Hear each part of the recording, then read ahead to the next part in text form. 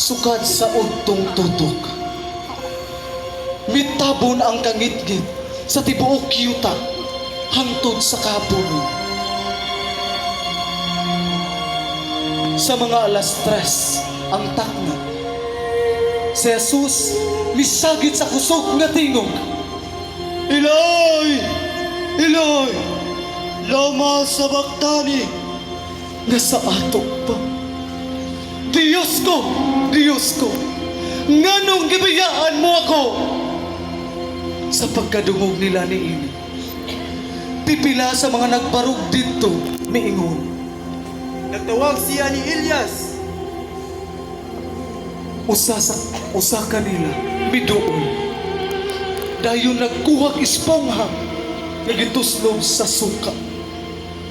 Unya, gibutang sa bagakay o gihatag aron imno ni Jesus. Ang uban miingon, Tanawon nato karon kung tabangan ba siya ni Elias. unya, si Jesus misinggit pag-usab sa kusog nga tingog ug mitugyan sa iyang espiritu.